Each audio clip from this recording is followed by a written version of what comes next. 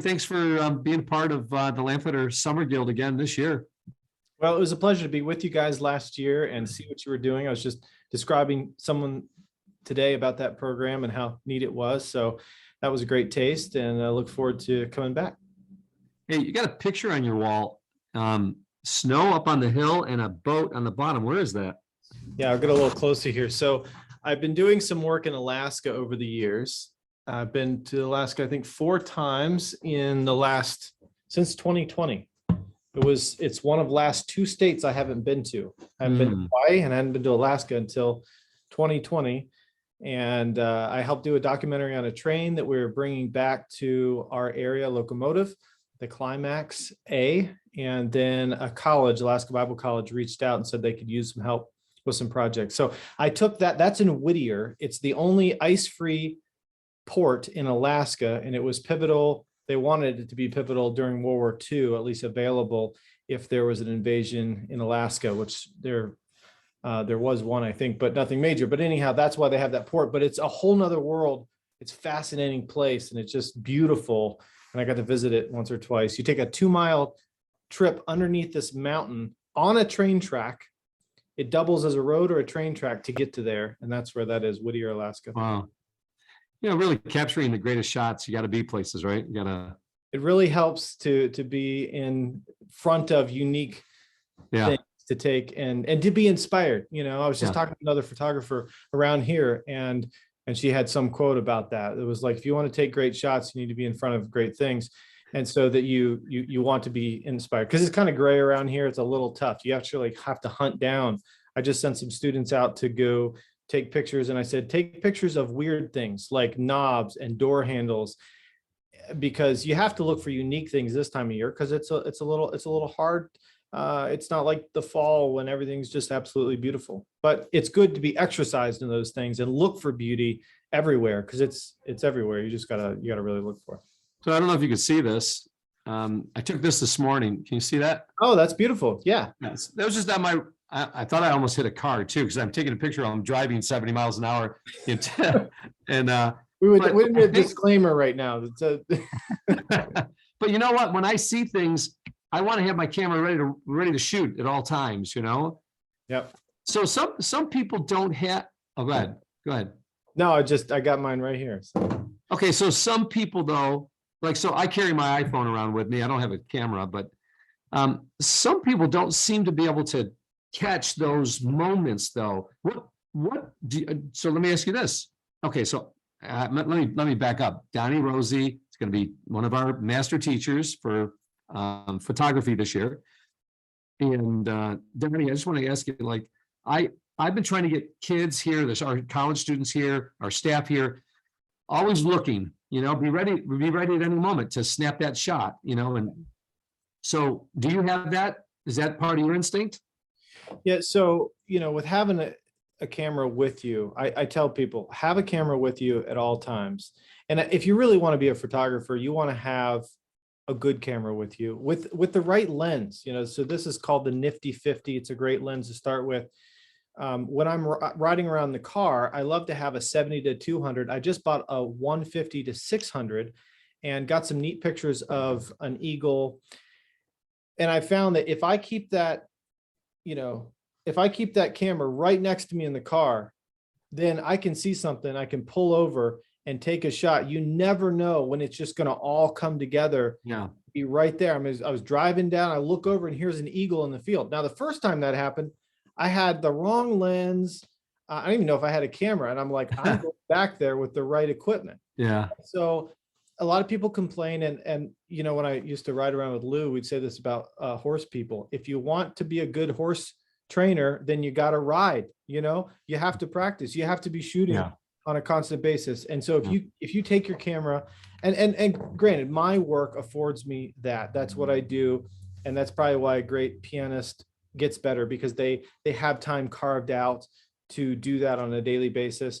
But I just try to have it with me. I just went on a trip with my family about 4,500 miles around the country, and I'm driving down the road, and I've been looking for a silhouette of a tree to take a picture. And I had my camera and I took the picture, and I stopped at the farm, and they said, you know what, that's the third largest tree in all of Iowa. And I was like, oh, Wow, cool, you know? that's cool. If I wasn't ready, and if I Yeah, wasn't, I could have taken a nap that afternoon. It'd been busy. I was going to speak that night.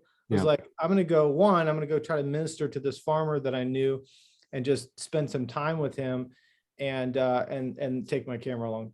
that's cool. I take about, I don't know, between two to 500 photographs a month. I'm constantly shooting. And then my daughter and my other son, they take amazing, it's in the family. They take amazing photographs. And I told my daughter the other day, I said, I got literally over close to 10,000 photographs on my iPhone. She goes, that's interesting. She goes, I have over 100,000 on mine. Oh, that's great. There's something to that too. I think there's two parts of shooting. There's taking the picture, Yeah. but then, taking the card out and putting it in the computer and editing.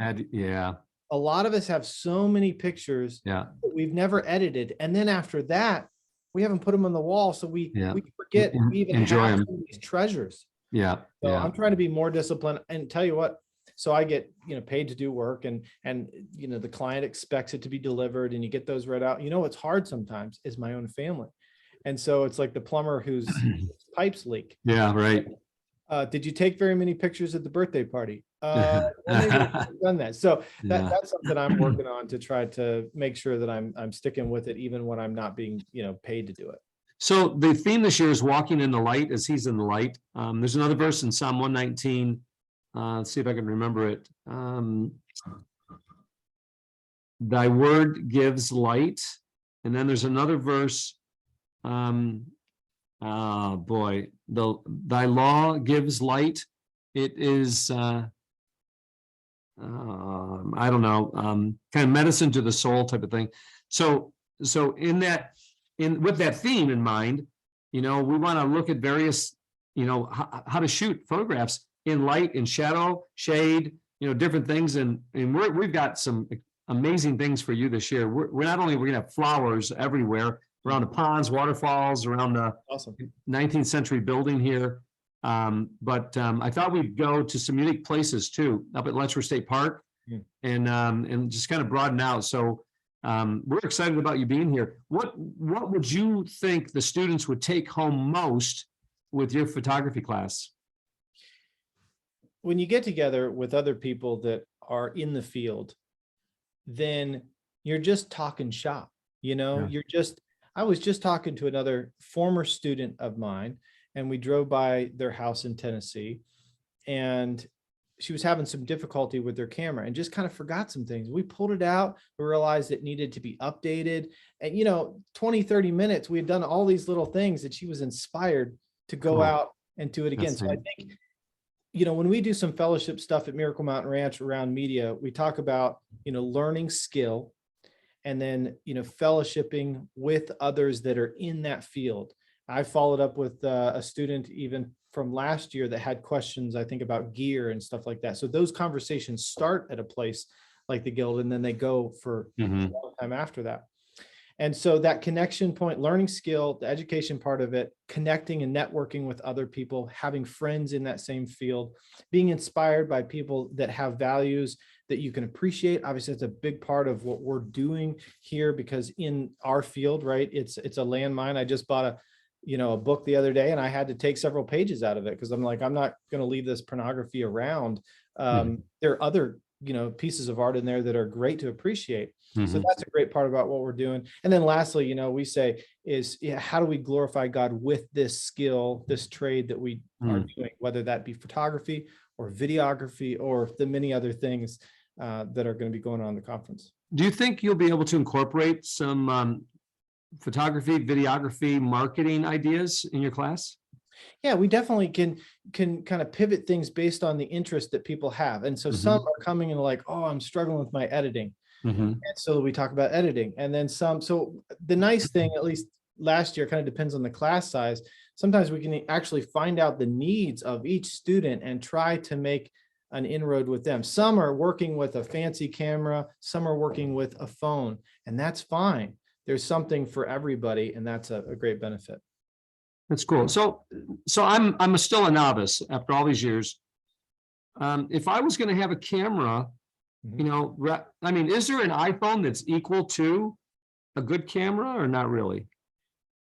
No, but that doesn't, that does, you know, one thing that's very hard to get away from is the lens aspect. And so the fact that I can take this off and pick the lens for the situation is something that, you know, they have little cute things that fit on the front of an iPhone, but it's not the same as a dedicated lens. And this is even a kind of an affordable lens here. So that's hard to change. And then the control that you have, because we want to really encourage people, definitely during the conference, we need to move you from shooting auto to shooting manual. There's Hmm. 3 major levers that you can pull when you're working, you know, with a camera, and basically how to control light, since the focus of the conference is that. You have your shutter speed, how fast it's opening and closing. That controls so much of the look and the feel. Is it sharp? Is it cloudy? Whatever you want it to be. You have the ISO, which is the sensitivity of the sensor that's in the back of the camera here. And then you have the aperture, which is the aperture of the lens, how much light is going through this lens.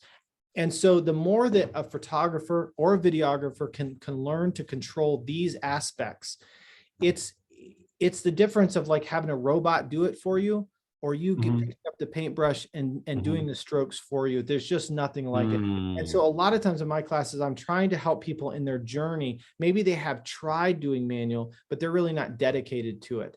Now you can actually do this with a phone. You can download some apps. You can even sometimes, well, usually there's apps to really help this, where you're changing the ISO, you're changing the aperture, you're changing the shutter speed. And that can really help you as a iPhone photographer. The other thing that really helps for an iPhone photographer, we've taught some classes on that, is looking for simplicity and then looking for unique perspective. Simplicity, because like even with this, you know, picture that I have up here, we have a lot of the focus, the subject, hopefully people can see, would be like the boat. And there's not a lot to compete with the subject. It's very easy in photography to get your phone out and it takes such a wide angle shot, and it's pretty flat because the aperture is not putting the background out of focus, that it makes it very busy. And so most good art, a lot of it anyhow, is very simple. It's very simple, clean and simple. So if you can put like a subject, like a person, you're taking pictures of a person in front of like a brick wall, and then have them come closer to you than the back wall, it'll start to put the focus on the subject and not just the whole scene altogether. So those are types of things that we say, hey, you got an iPhone? There's a lot you can do with an iPhone. Now, especially when you go to video, there's a lot you can do with a phone and video, maybe even more than photography, because they have really given a lot of power. And so much of the video equation is in the editing that you could edit a lot with a phone. You could shoot with a phone and then edit it and have, you know, something really great if you were a really good editor. And it's probably that you have to be 50% one thing and 50% another. So in your, you know, your work at Miracle Mountain Ranch, and then you have your own side business as well. Yeah. Tell me a little bit about what you do with photography and videography, the combination of the two. Sure. So I started out more marketing, and early on we had this thing where we had VHS cassettes, and the person I was working for needed to turn them into DVDs. And there was a firm we were working with, and they needed a little encouragement. And then, so we worked on that project, and then they needed to video new things. And so we started to learn that. So I just gradually just learned this because we just needed to get it done and get it figured out. And I thought I was going to be more of a marketing person, but then I got a camera somewhere along the way to serve my clients, and just kind of opened up a whole nother world, you know? Wow. And so with social media, and I'm old enough to kind of remember when Facebook became a thing, and all the different avenues, content creation has become a huge need in our society. And so I mean, even in my business, like I need more people, you know, it's a problem because so there's so much demand to create content and to Mhm. tell stories, Yeah. either remotely or even for a live presentation, that there's so much potential in the field. Hmm. Yeah, and in fact, if someone became skilled in this area, they would have a job, and they could, yeah, independently or working for someone, Yes. name Yeah. their price, really. Yep. Well, that's really cool. Okay, well, Donnie, I'm gonna put a little pressure on you here. Not real pressure, but okay, outside of photography, what do you think is the number one influence that keeps you passionate about what you're doing and God blessing your life? What is it behind the scenes? Well, let me just think through that as we're answering this. Um, there's big things in my life. There's my love for the Lord, and luckily I've had the pleasure of being in full-time ministry since I left high school. That's been a great influence in my life that I don't even know that I appreciate always. Like, who knows where I would have been? Because when you're in it every day, and you know this, being in it yourself, you're thinking about it differently. When a church says, "Hey, can you come share?" then you're thinking about it more than if you just had a secular job that way. How old are you now? 40. How old were you when I first met you? It would have been early there. So, early 20s. Yeah, you're Yeah. just getting started, right? Just getting started. Yeah, probably doing school either online. I did school online and then, drove back and forth to Edinburgh. Yeah. So that full-time context in ministry, obviously family. I've got a young family. George is 12, Cole is 10, Grant is turning 9 soon, and Karis is 6. So this Cool. they've got all their ideas and just that's very dynamic. So that makes you think as a dad, like, what am I doing? I could be the grown up now, and so that makes a big impact in my life. And then leading well in different things that I do. I'm also the fire chief in our local community this year, Whoa. and serve on the board of a credit union, which is a very fascinating board to be on. Wow. Just connections through what we've done. Yeah. And so those things kind of keep kind of bumping you in directions, and hopefully good directions. And so who knows where I'd be if I hadn't have, chosen. So fire chief on top of all that you're doing, that's a lot, isn't it?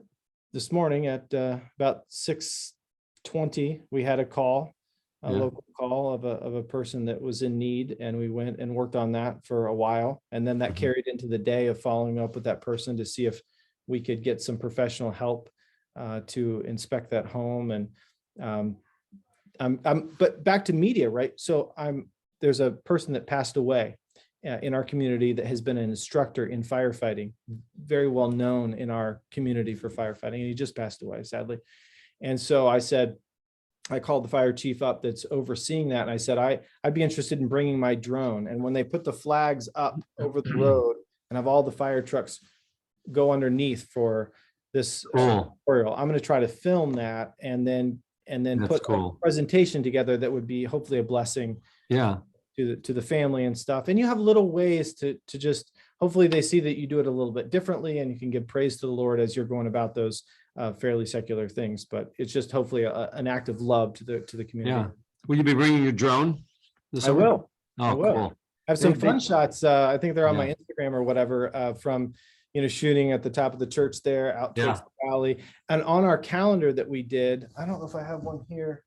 And yeah, we did a calendar that we sent out to some of our clients, and one of the pictures was from a black and white that I shot of Letchworth. The thing I need from Letchworth, though, if you could nail down when that train is going to go across the top, that's the missing link. We got the subject, but we need the story. We could do that. We could find out. They're on a schedule. I think it's almost every 3 to 5 hours. So I'll find out for you. Okay, that's the shot I need.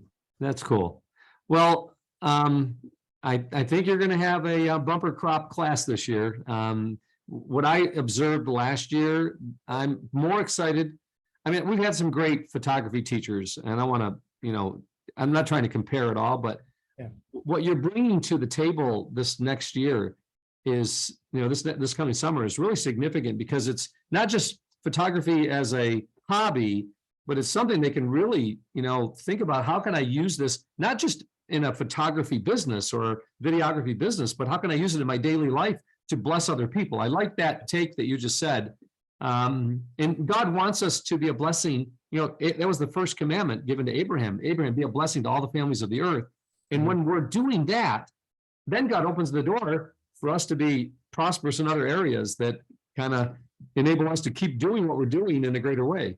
My dream is that I can have a thriving enough business that when I pick a passion project, like helping Alaska Bible College, like we did and stuff like that, we can just throw energy behind it and help out. And we've got the resources to do it, because I mean, these things are very expensive. I just bought a lens into last year and it was $3,000 just for that one lens. Whoa. And you're putting it on a $3,800 camera, and then you put it on about $1,000 gimbal.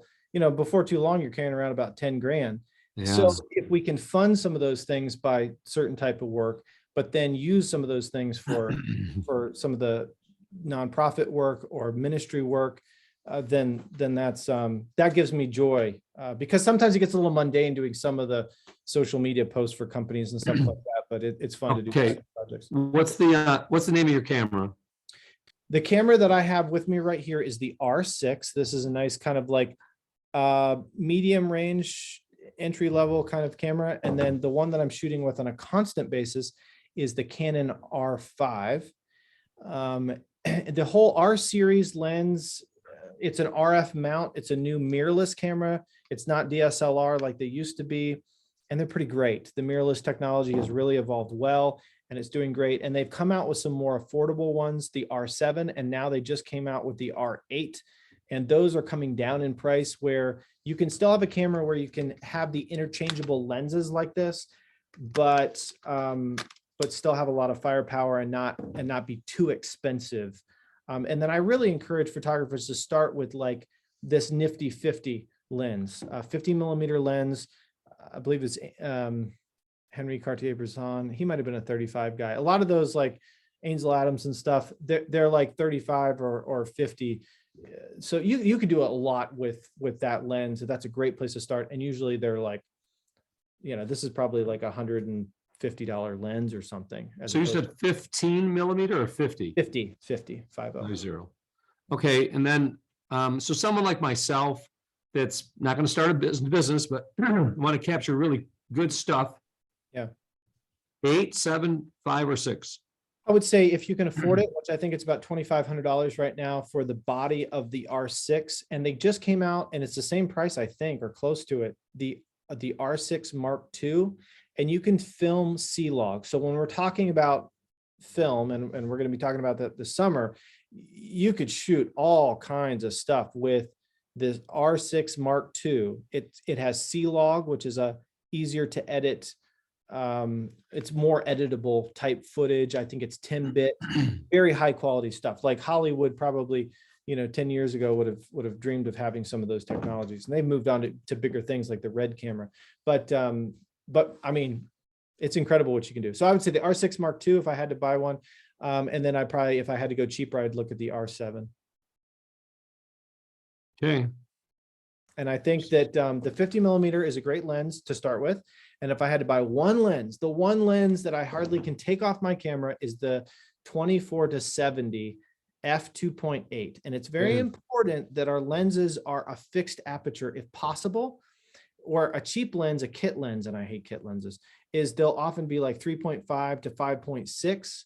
And that means when you zoom, it changes. Well, how does a creator get excited about that? When he zooms, it changes the whole mood of his shot. So if you can have a fixed aperture, it's going to let more light in and give you more control as an artist. So which lens am I shooting for?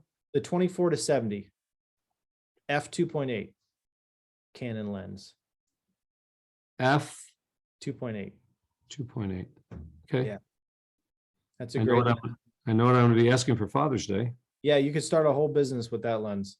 That little setup right there, the R6 Mark II and the 24-70, that's pretty powerful. And then editing, hold on, gotta edit on Lightroom. And there's probably a few out there, but Lightroom's about $10 a month, and you get Photoshop and Lightroom through Adobe. And the camera is 50% of the deal. The other part is the editing. The magic happens in the editing. My engineer just came in the room. This is going to be pretty amazing.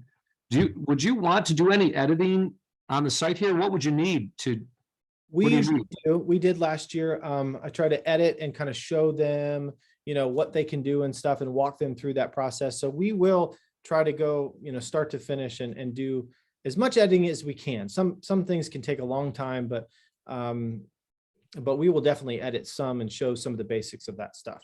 What if you did a unique program, like you guys go from beginning to end and did some type of story, some marketing? Let's talk about what can we market. It could be almost anything. Maybe a biblical theme, or obviously the guild, or I like the idea of a biblical theme of relationships, healthy relationships, beauty, taking time to observe beauty and appreciate it. And Psalm 103, it says, I'm not going to quote it exactly, but the idea is when praise ceases, well, I'll quote the scripture: bless the Lord, O my soul, bless the Lord, all that is within me. Bless his holy name. I read a book, it said, when praise ceases, people forget God. When people forget God, praise ceases. And so let's pray through this and think, what could we put together for this week that when we show it at the closing ceremony, I would love to see people overwhelmed with God's beauty. Usually the photography closing ceremony is usually my favorite part of all of the week. So I'm really, if we can inspire those, because sometimes the students can get things that nobody else can get because their friends are at the other end. I give my camera, I can't get my kids to smile. And then I give them the camera and they can get each other to smile just fine. So we'll try to incorporate as much of that as possible. And if we're able to do some videography, maybe get some interviews of how God has been working in people's lives and just show some of the things and, put together as much as we can in that short amount of time. So I've never attended a class at the Guild. Oh, we should come. Hold on one second. If you bring more than an iPhone. No, I'm just kidding. No, I will. I think I'm going to attend your class. Well, maybe we'll start out with, I love the principles of photography class, because you really teach that with anything, the principles are the same. The rule of thirds, leading lines and curves, having a particular focus on a subject, those types of basics. And then those 3 levers are just so foundational that's really, in my mind, the foundation to a lot of that stuff. Do you do any tutoring prior to the class? We don't. I'm kidding. We have one kind of exception. And if people want to come at Miracle Mountain, we do a 2-day workshop called the Photography Summit at the end of March. And so I have 5 or 6 creators coming in to do this 1.5-day workshop. And it's really, it's only $140. I mean, it's like a no-brainer. So okay, when is it? It's the end of March, the 24th, 25th. Okay, so if people want information on this, they go to where? Miracle Mountain Ranch, or just mmr.org, or just Google Miracle Mountain Ranch. That's simple. Okay, and they'll be able to find it. Google me, it might come up too. I've been there so long. You're probably not gonna be able to do this, but I'm gonna entice you to do this. You ready? Yeah. We're gonna go to Israel, April 22nd through May 2nd. Be amazing to have you there with us. If I wasn't going to Mexico already. Oh no, okay.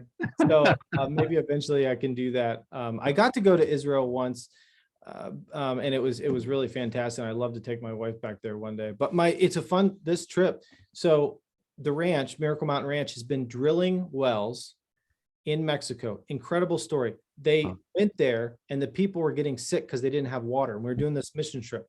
Yeah. And so they had a black hose that was running miles to provide water to this. And then people would take it off on the way. Yeah.